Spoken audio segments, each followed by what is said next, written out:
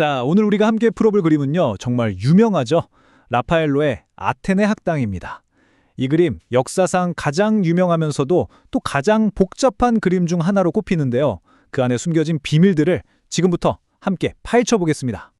와, 이 그림 처음 보면 그 크기에 정말 압도되죠? 폭이 거의 8m나 된다고 해요. 이 거대한 그림 안에 웅장한 로마식 건물 아래 무려 54명이나 되는 고대의 학자들이 모여서 북적이고 있는 거예요. 정말 대단하지 않나요? 그런데 말이죠. 이 복잡한 그림의 딱 한가운데 바로 저 심장부에서는 대체 무슨 일이 벌어지고 있는 걸까요? 어떤 위대한 논쟁이 오가고 있는 걸까요? 오늘 저희는 이 그림을 하나의 거대한 퍼즐이라고 생각하고 한번 풀어보려고 합니다. 자, 퍼즐의 첫 조각은 바로 저기 그림의 소실점에 서 있는 두 남자입니다. 마치 현실의 본질을 두고 격렬하게 토론하는 것 같죠? 바로 여기서부터 시작해보죠. 자, 이 그림을 제대로 이해하려면요, 딱 한 사람을 먼저 알아야 합니다. 바로 이 어마어마한 작품을 주문한 아주 강력한 인물이죠.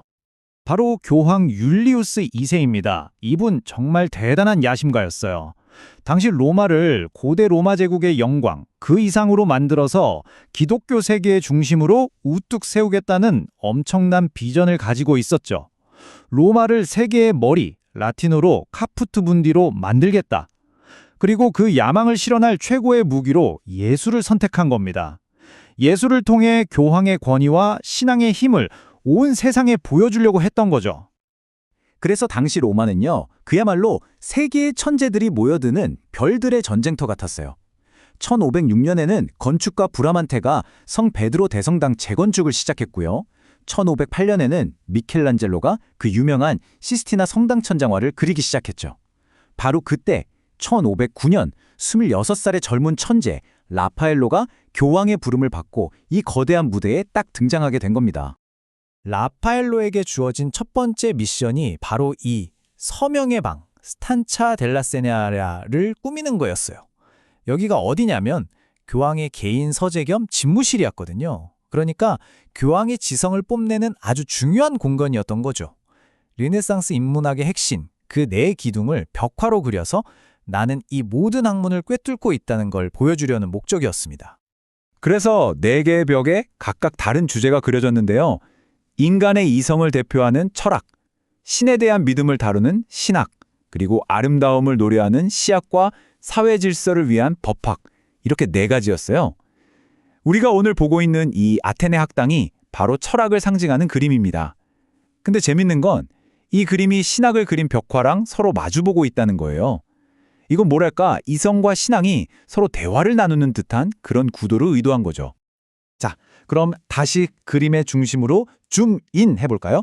논쟁의 핵심에 있는 두 사람, 바로 플라톤과 아리스토텔레스에게 다시 한번 집중해 보겠습니다. 여기서 라파엘로의 진짜 천재성이 드러납니다. 이 복잡한 철학을 단 하나의 손짓으로 표현해버리거든요. 자, 보세요. 이상주의자 플라톤은 손가락으로 하늘을 가리키죠. 진리는 저 위에, 눈에 보이지 않는 완벽한 이데아의 세계에 있다고 말하는 것 같아요. 손에 든 책도 우주의 원리를 다룬 티마이우스고요. 반면에 그의 제자, 현실주의자 아리스토텔레스는 어때요? 손바닥을 쫙 펴서 땅을 향하고 있죠. 아닙니다, 스승님. 진리는 바로 여기, 우리가 딛고 서 있는 이 현실 세계에 있습니다. 라고 말하는 듯합니다. 그의 책은 현실 세계의 윤리를 다룬 니코마코스 윤리학이에요. 정말 기가 막힌 표현이죠? 자, 그런데요. 이 그림의 진짜 재미, 진짜 미스터리는 지금부터입니다. 사실 이 그림에 나오는 사람들이 그냥 고대 철학자들이 아니거든요. 라파엘로가 여기에 자기 시대의 인물들, 그러니까 자신의 친구, 라이벌, 스승의 얼굴을 몰래 그려넣은 일종의 이스터에그를 숨겨놨습니다. 네, 바로 이겁니다. 이 그림은 단순히 과거의 인물들을 그린 역사화가 아니에요. 동시에 당대의 르네상스를 이끌었던 최고의 천재들을 한자리에 모은 아주 특별한 집단 초상화이기도 하다는 거죠.